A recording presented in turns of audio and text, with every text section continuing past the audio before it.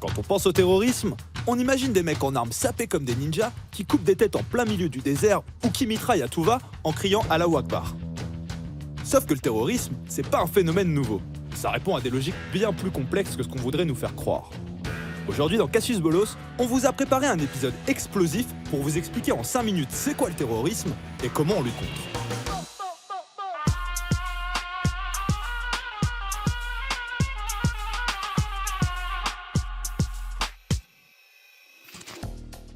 Avant toute chose, faut savoir de quoi on parle. Et c'est pas si simple, puisqu'il n'existe aucune définition du terrorisme qui mette tout le monde d'accord. D'une manière très large, le terrorisme c'est l'emploi de la violence armée à des fins politiques en temps de paix. De fait, le terrorisme a pris de nombreuses formes. D'abord, il y a le terrorisme idéologique et révolutionnaire. Son but, c'est le renversement et la destruction de l'ordre établi.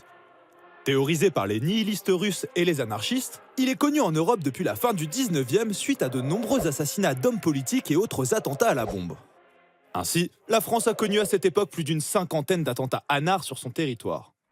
On retrouve ensuite le terrorisme révolutionnaire dans les années 70 et 80, avec des groupes comme Action Directe, la Bande Abadère ou encore les Brigades Rouges. C'est eux les nazis, Walter? Non, Denis, ces mecs sont des nihilistes. N'aie pas peur, ça craint rien. Ensuite, il y a ce qu'on pourrait appeler le terrorisme identitaire, qui fait appel aux sentiments communautaires ou religieux. Dans le genre, on pense aux Black Panthers ou au Ku Klux Klan. Mais surtout, on pense au terrorisme djihadiste. Bien que l'idée de guerre sainte soit ancienne, le djihadisme s'est structuré dans les années 80 à partir du mouvement des Moudjahidines afghans. À l'époque, ils étaient considérés par l'oncle Sam comme étant de respectables combattants de la liberté, puisqu'ils luttaient contre l'invasion soviétique en Afghanistan. Parmi eux, un certain Oussama Ben Laden, qui a fini par foutre pas mal de bordel avec ses copains d'Al-Qaïda et en a inspiré tellement après lui qu'on n'a même pas la force de les citer. Enfin, faut citer le terrorisme indépendantiste, celui qui lutte contre l'occupation étrangère. Au XXe siècle, ce sont des organisations comme l'IRA en Irlande du Nord, ETA au Pays Basque ou encore le Front de Libération Nationale Corse qui feront parler d'elle en commettant de nombreuses atrocités au nom de la liberté. C'est ce qui nous mène à un point très important et un peu touchy. Dans la rhétorique politique, du statut de héros de la résistance à celui d'infâme terroriste, il y a surtout une différence majeure de point de vue. De facto, la définition et la qualification du terroriste est toujours formulée par le vainqueur, ou le dominant. Et c'est la raison pour laquelle les États du monde n'ont jamais su se mettre d'accord sur une définition unanime du phénomène. Alors forcément, la question qui se pose, c'est comment lutter contre on ne sait pas trop qui sans faire n'importe quoi.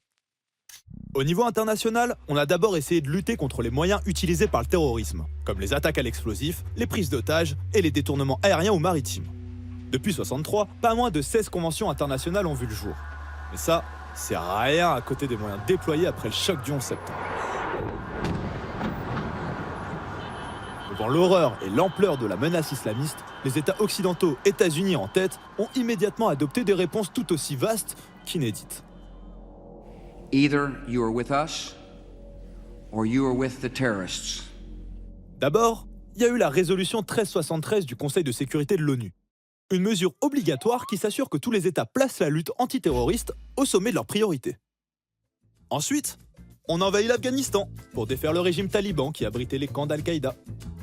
Pour la première fois, la communauté internationale assimile actes terroristes et actes de guerre.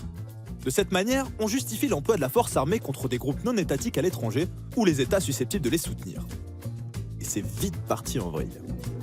Our war against terror is only beginning. Our enemy is a radical network of terrorists. L'entrée des troupes américaines dans Bagdad, c'est le Every fait government principal. that supports them. Constitute an axis of evil. Le cœur de Bagdad Axis of enflamme evil. ce matin. La guerre contre le terrorisme dans la ligne de mire des Nations Unies. Justement, abordons la question de la légitimité et de la légalité des moyens employés. Statistiquement dans le monde, le terrorisme n'est pas la menace la plus meurtrière. En France, depuis 2000, il y a eu plus de décès liés à des accidents de chasse ou à des accidents de la route qu'aux nombreuses attaques terroristes. Pourtant, on ne déclare pas une guerre internationale contre la conduite en état d'ivresse, ni même contre nos amis les chasseurs. On capte donc que l'importance, la gravité, l'urgence d'une menace est essentiellement définie par le discours de ceux qui nous protègent, et non par des critères objectifs. Lorsque le pouvoir identifie une menace comme un problème de sécurité existentielle, il nous dit « L'existence et les valeurs fondamentales de notre société sont en danger. Il est donc nécessaire de prendre des mesures exceptionnelles et de déroger aux principes habituels pour y faire face. » Grâce à ça, on justifie la promulgation de lois liberticides comme le Patriot Act en 2001, l'intégration de l'état d'urgence dans le droit commun en France, ou l'existence de prisons cheloues comme Guantanamo et d'autres, où les individus soupçonnés de terrorisme sont emprisonnés sans chef d'accusation et sans procès. En général, une bonne partie de la population approuve ce genre de mesures.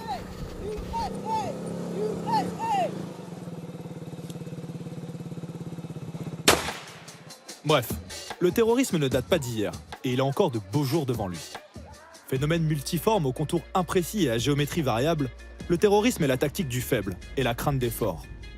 Avec le risque que des groupuscules mettent un jour la main sur des armes de destruction massive, la difficulté principale de nos démocraties est aujourd'hui de savoir jusqu'où la réponse à la menace peut aller.